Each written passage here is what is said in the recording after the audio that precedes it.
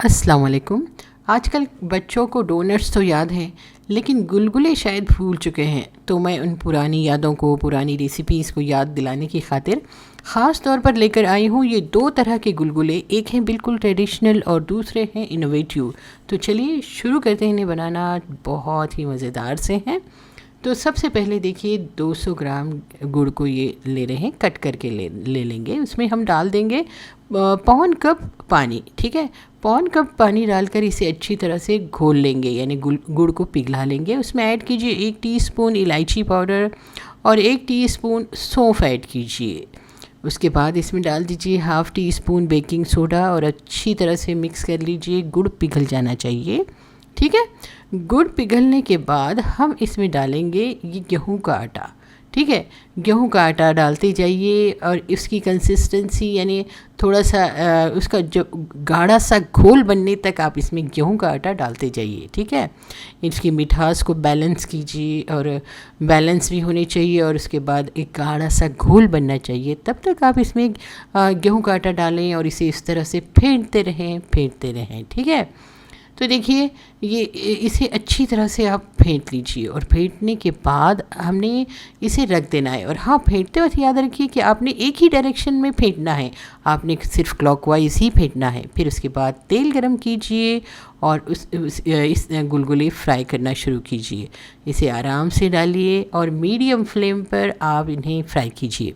पहले तेल को गरम कर लीजिए, फिर गुलगुले डालिए और उसके बाद फ्लेम को मीडियम कीजिए। ठीक है, मीडियम फ्लेम पर आप इन्हें फ्राई कर लीजिए और आराम से इसे पलटाइए और देखिए ये इस तरह से तले जाएंगे। ठीक है, अच्छी तरह से इन्हें फ्राई करके हमने निकाल लेना है। देखिए कितनी अच्छी तरह से ये फ्राई हो रहे हैं, देखा आपने, बिल्कुल ऊपर से क्रिस्पी हैं और अंदर से बहुत ही सॉफ्ट बनेंगे, जालीदार इंशाल्लाह।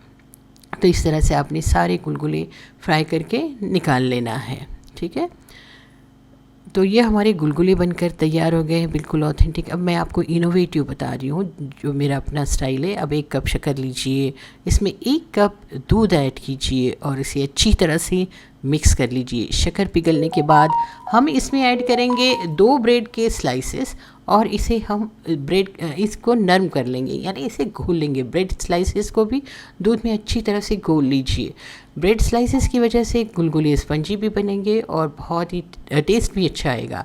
उसके बाद इसमें 1 कप मैदा ऐड कीजिए, half cup custard powder add कीजिए और फिर 1 टीस्पून इनो या फिर बेकिंग सोडा ऐड कर लीजिए और इसमें डाल दीजिए 1 टेबलस्पून रवा और फिर 1 अंडा ऐड कर लीजिए। ठीक है, हमने इसमें ये सारी चीज़ें ऐड की। फिर उसमें 1 टीस्पून मैं पाइनएप्पल इमल्शन डाल रही हूँ। ठीक है, अब आप इसे अच्छी तरह से मिक्स कर लीजिए। हमने इसे अच्छी तरह से मिक्स कर लेना है।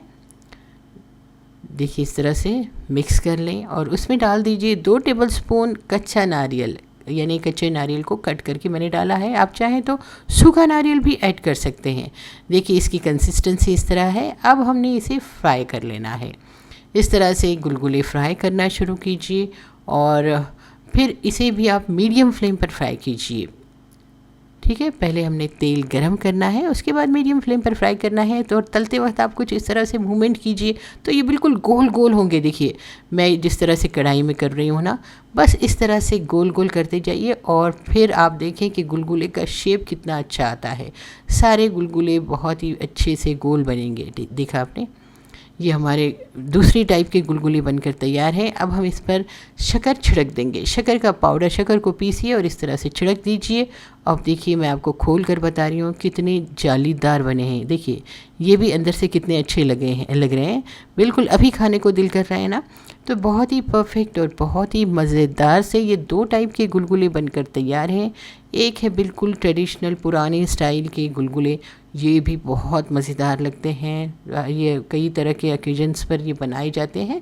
तो आई थिंक आपको ये भी गुलगुले पसंद आएंगे और ये भी, दोनों भी तरह के गुलगुले आपको इंशाल्लाह बहुत पसंद आएंगे।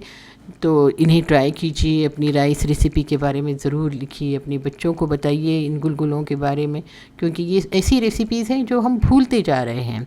तो आई होप कि आपको ये रेसिपी, ये वीडियो पसंद आया होगा। पसंद आया है तो वीडियो को लाइक कीजिए, शेयर कीजिए और अगर अभी तक आपने मेरे चैनल को सब्सक्राइब नहीं किया है तो सिर्फ एक बार सब्सक्राइब करके बेल आइकन भी ज़रूर प्रेस कीजिए ताकि मेरी रेसिपीज़ के नोटिफिकेशंस आपको मिलते रहें।